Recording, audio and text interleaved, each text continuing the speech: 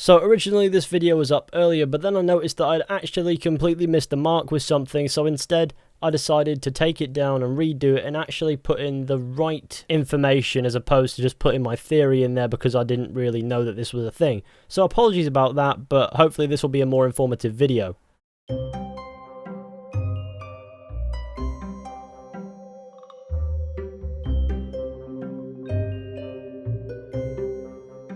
Haunted forests are quite popular in folklore and all that wonderful stuff, so it's no surprise that in Red Dead Redemption 2 it has its very own haunted forest. That being said, it's debatable whether or not it's the forest that's haunted or if the trees just communicate with one another. So yeah, if you haven't figured it out already, we're going to be taking a look at the Whispering Trees, which you can find near Ansburg. To find these trees, you're going to want to head here on the map, which is just a bit northwest of Ansburg. It's this little section with a road going around either side of it. Go to the center of this, and this is where you will experience the voices in the woods. Of course, do be careful, the Murfree brood is out in full force in this area, and they really are not pleasant people.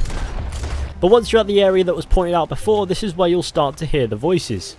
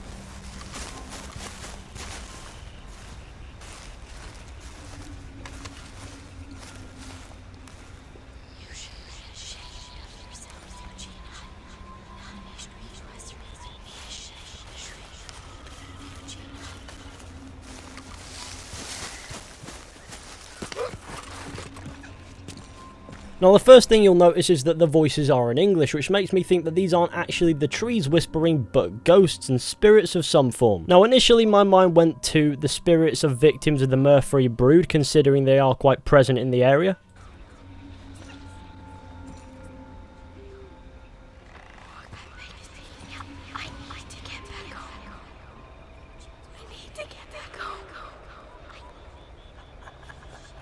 But it would seem as if a lot of the lines that you can actually hear in these woodlands are lines that you can also hear in the theatre production that you can watch in Valentine called The Ghastly Serenade. Greetings and salutations, gentlefolk. This here's the story about a young couple from the village of Annisburg that was courting a few years after the Revolutionary War. Courting in the woods, as you know young people want to do. Stealing away all sneaky-like. Girl by the name of Ethel Beauchard snuck out of the parlor one evening just as soon as her mother went out to hang clothes on the line from the washing. She met up on the road by her farm with a boy by the name of Eugene Hutton. Now, the Hutton boy was an athletic chap, liked boxing, fishing, and swinging Indian clubs. It's quite singular to the story that he didn't seem all that inclined to go to war in the preceding years leading up. Well, they walked in the woods for a while. Pretty soon they lost their bearings and no longer knew the north from the south, nor east from west neither. Then they heard a low moaning sound. "What's that terrible noise?" she said all a tremble. "Must be a sick calf looking for its mama. They've been known to bawl like that. Let me take a look," said Eugene. Well, old Eugene went and disappeared around a tree, came out the other side, and gave her a terrible fright. Boom! She let out a shriek, then went to chastising. You should be ashamed of yourself, Eugene Hutton, She said, Instead of giving a girl protection, you go carry on acting foolish and fresh like the Queen's prize jester. but right then and there, a chilly wind blew through and knocked off Eugene's hat. I need to get back home. My mama has a terrible temper. She's like to stomp up and down if she finds out we're missing. She is a fair, stout woman, Eugene noted. But just then, before this couple of miscreants could head home, they heard the sound of heavy wheels, groaning, and people marching. The cacophony grew closer and closer, and through the fog they could make out the shapes of ghost horses pulling spectral cannons, and dead soldiers marching as if their graves could no longer contain them, each wearing a vile red coat. "You will pay for your moral transgressions," the dead soldier howled, and cut his head clean off. Miss Beauchard shrieked in horror as Eugene's head landed right in her hands, his eyes still darting about, attempting to discern what horror had transpired. Little Miss Ethel Beauchard ran as fast as she could, stumbling and getting caught on trees as she tore through the forests.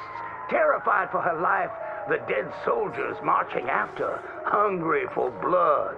When she returned home, she told the people of the village that an army of the dead had taken Eugene within the confines of the fog. British soldiers who died protecting tyranny were rising from their graves as if to continue the fight for the demonic English. The townspeople erupted in fright and dismay until one daughter came forth and accused her of witchcraft. "She raised the dead to murder that boy for his pursuit of unwanted advances," he said. "So she too must perish." And that very night, they put her to the stake and burned her dead. Now let that be a lesson to you young ones not to go courting in the woods, in case the English lurk there still.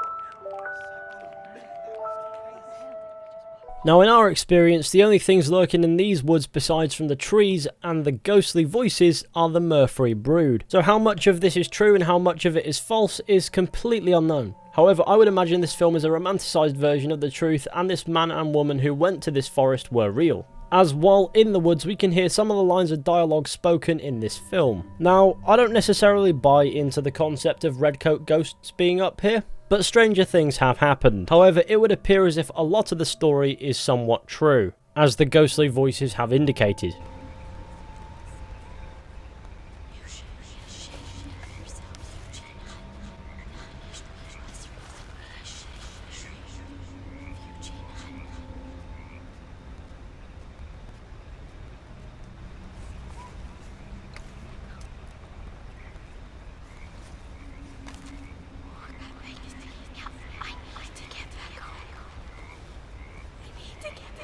So that's definitely part of the story behind these ghostly voices. Though I'd imagine that if there were any redcoat ghosts out here, let alone an army of them, we probably would have seen something. However rich in truth this story is, I think we all know that these woods are not good for nighttime courtship anymore. So let me know what you think. Do you believe in this army of redcoat ghosts that are out here somewhere? Do you believe they're there? Do you believe it's the truth? Or do you believe that this woman killed her lover in these forests? Could the Murfree brood be involved somehow, considering their sickly look? Could they have been mistaken for redcoat ghosts? I mean, obviously not, that's just a theory. But anyways, let me know what you think down in the comment section. Are these redcoat ghosts real? Are they out there? And are they still dangerous? Also, let me know whether or not you think that that story is real, or if it was just made up to facilitate the goings-on that you can experience in this forest. Because let's face it, that could have happened too. But anyways, thank you all for watching. I hope you enjoyed. Be sure to go ahead, leave a like, subscribe, share. Let me know what you think down in the comments section, of course, because I'm really interested in that.